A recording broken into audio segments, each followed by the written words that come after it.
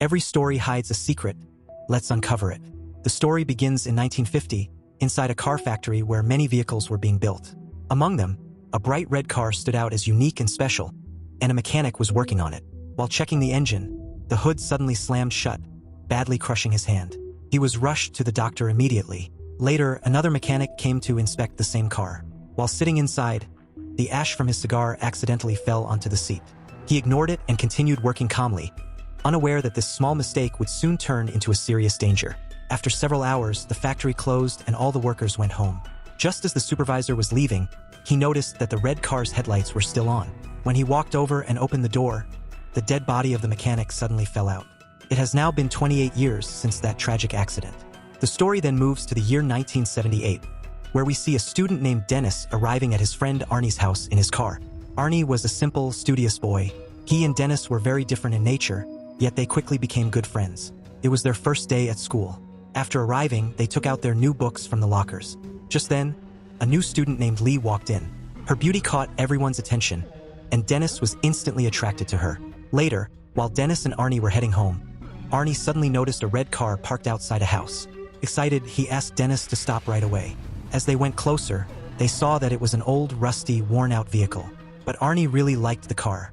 It was the same factory model shown at the beginning of the story. Even though its condition was poor, Arnie didn't care and fell in love with it at once. At that moment, the owner of the car, George, appeared. He told them that the car's name was Christine and that it had belonged to his brother, who had died a few weeks earlier. In fact, George just wanted to get rid of the car as soon as possible. That's why he agreed to sell the car for just $250. Dennis told Arnie, "Why are you wasting money on such a useless, broken car? You could buy a better one instead. Otherwise, we'll end up spending a lot just on repairs." But without thinking much, Arnie bought the car right then and there. When he returned home in the evening, his parents asked him about it. Hearing this, his mother became very angry. She scolded Arnie and told him to return the car to its original owner immediately. But Arnie refused, because he had bought it with his own saved money. Arnie's mother was very strict. She clearly said, "This car will not stay in this house." After that, Arnie took Dennis along and drove the car to a garage. There they met the garage owner, who was a very rude man. He refused to let them park the car inside. But Arnie politely kept requesting again and again to please allow him to keep the car there. Finally, the garage owner agreed and gave Arnie permission to park it.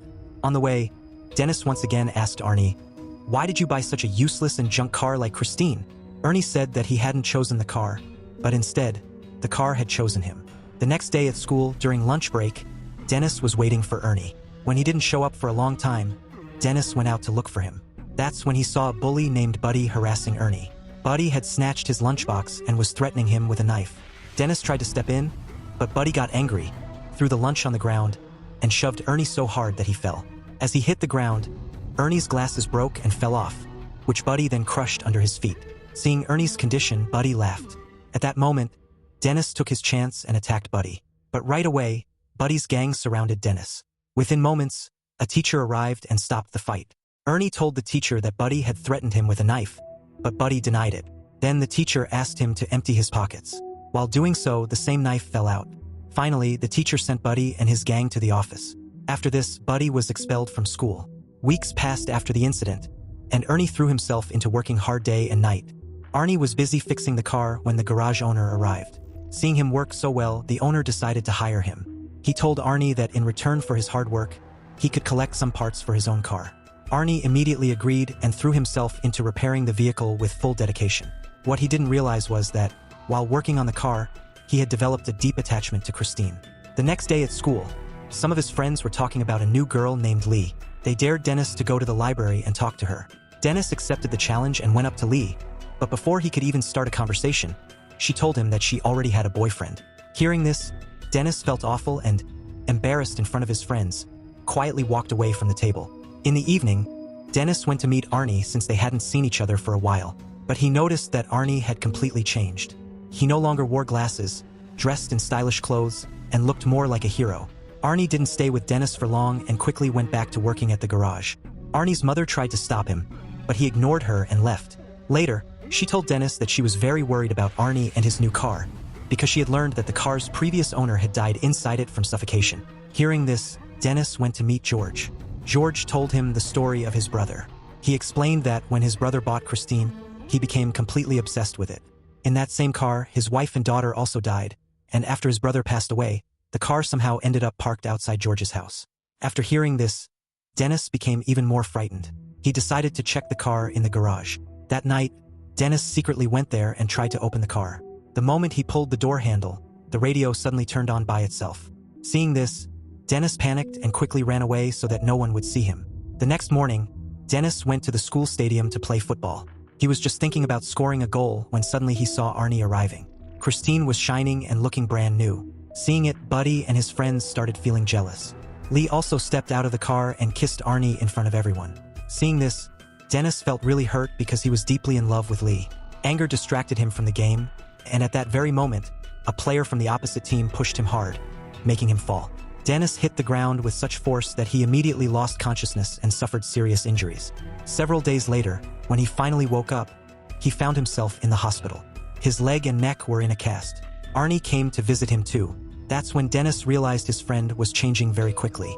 Just a month ago, Arnie was a shy and timid boy who could barely talk openly with anyone.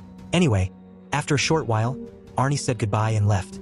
In the evening, he went to the movie theater with Lee, and later, the two began kissing in the car. But when things started to go further, Lee suddenly stepped out of the car. Arnie followed her, and then Lee said, "You love this car more than you love me." Arnie finds her words very strange. Suddenly, it starts raining, and somehow he convinces Lee to get back into the car. But just then, the car's windshield breaks down. Arnie steps out to fix it, while Lee stays inside and starts eating something. Out of nowhere, the radio turns on by itself. At the same moment, a bright light flashes from the dashboard, and Lee feels like she is choking and can't breathe. Arnie quickly runs to help her, but the car is already locked from the inside. Lee is on the verge of suffocating when, at the last moment, she manages to unlock the door, and a man standing nearby pulls her out just in time. Seeing this, Arnie gets angry at the man, thinking he is flirting with Lee, even though the man was only saving her life by clearing the food stuck in her throat. After all this, Arnie drives Lee home. As soon as she gets out of the car, she goes straight inside and says she doesn't want to talk to him anymore. Arnie tries to apologize, but by then Lee is convinced that the car really tried to kill her. Moreover, he felt that Christine was jealous of him, because whenever the two of them were together in the car, some kind of trouble always came up. After hearing all this, Arnie thought it was just Lee's imagination, so he told her they would talk about it tomorrow. Then Arnie sat back in the car, but it wouldn't start at all, almost as if Christine was upset. He then told Christine that whatever happened with Lee today didn't matter, because his love would always be only for Christine. As soon as he said this and turned the key, the car immediately started. After that, Arnie went straight to the garage, left Christine there, and headed home. Just then, Buddy and his friends broke into the garage. They carried different kinds of weapons and, without wasting a moment, completely smashed the car. The next day, Arnie somehow convinced Lee, and together they went to the garage so he could get his wallet from the car. But the moment he saw Christine, he realized the car had been completely destroyed. Seeing this made Arnie very upset, and he thought Lee was responsible for it. Shocked, Lee asked, "Who did this?" But Arnie shouted at him without listening to a word and told Lee to leave. Later, Arnie told his parents about it. They tried to calm him down by saying they would buy him a new car. Hearing this, Arnie became even more furious, because he knew his parents hated Christine just like Lee did. He also blamed them for Christine's condition, thinking that if they had allowed him to keep the car at home, she would have been safe. In anger, he insulted them and started walking toward his room. His father grabbed him from behind and told him to apologize to his mother, but Arnie kept abusing him. Then his father slapped him. In response, Arnie grabbed his father's throat and almost strangled him, but suddenly let go. After that, he quietly walked out of the house. He went straight to Christine and decided to repair her part by part. But this time, what he saw left him completely shocked. Arnie saw that, as if by magic, the car was repairing itself. Excited, he asked the car what else it could do. Within moments, Christine completely restored herself without any effort. In the next scene, a boy named Moochie, Buddy's friend, appears. He was robbing a truck that had stopped in the middle of the road. Suddenly, he heard an engine sound from a distance.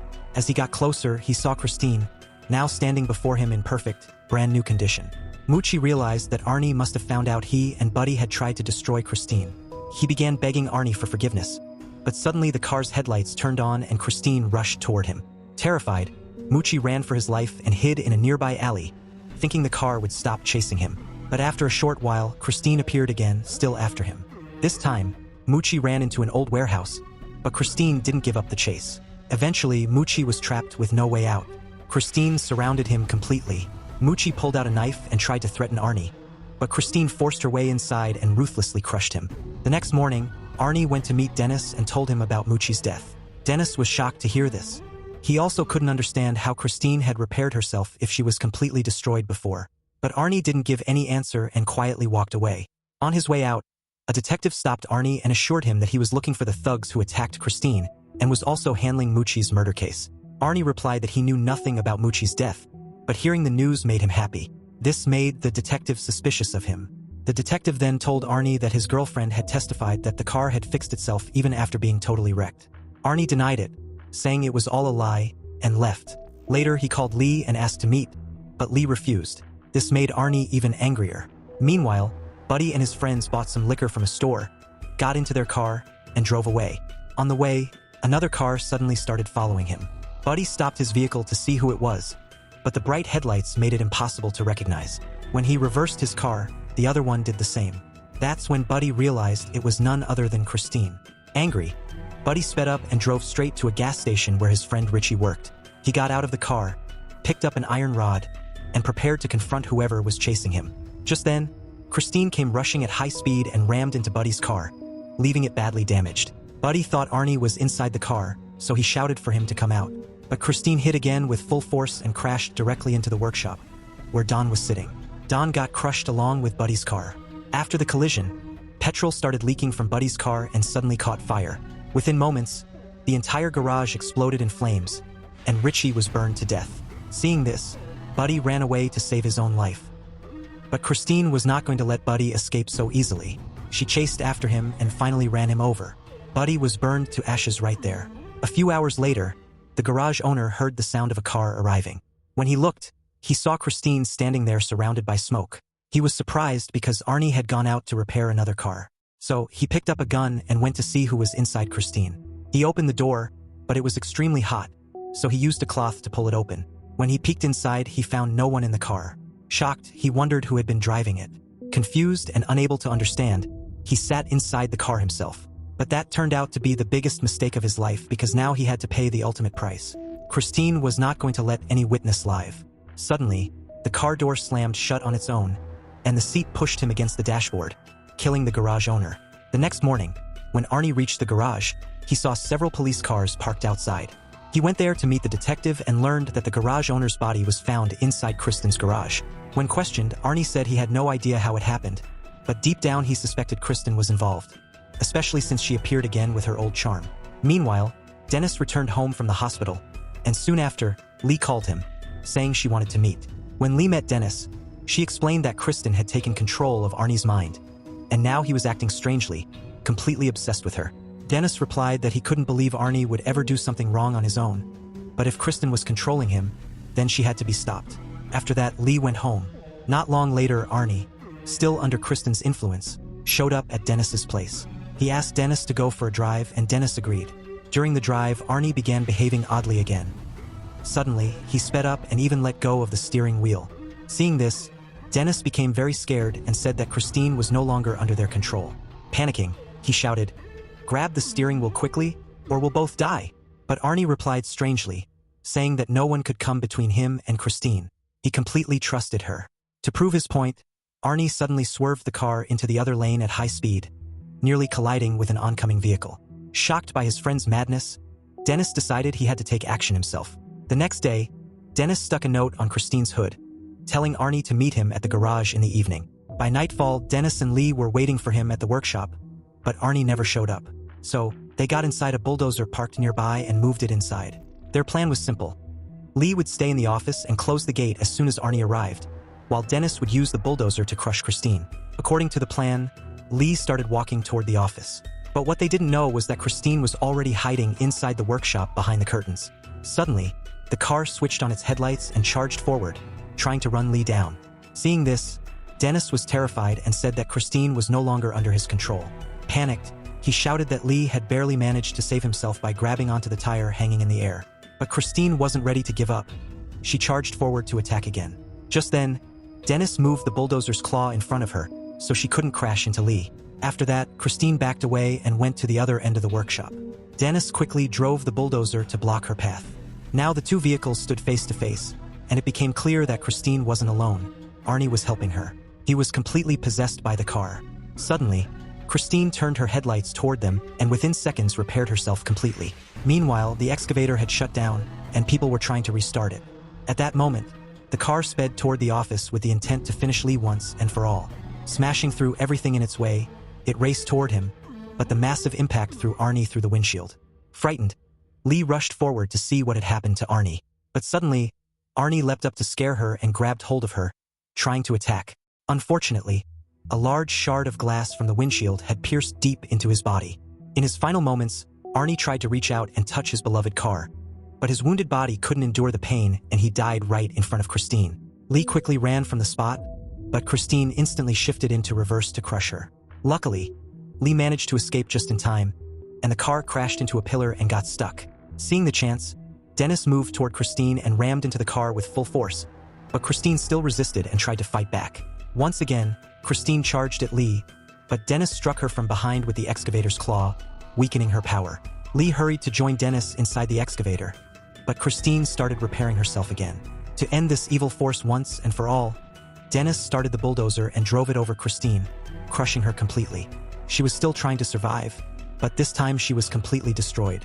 Their fight finally came to an end, and the next day Dennis and Lee met the detective at the junkyard. There, they saw that Christine had been reduced to nothing but scrap. In the end, all three of them left the place, but just then, we noticed a small piece of Christine moving on its own, proving that the evil car was still alive. And that's the story. Hope you enjoyed it. Stay tuned for more thrilling twists and surprises.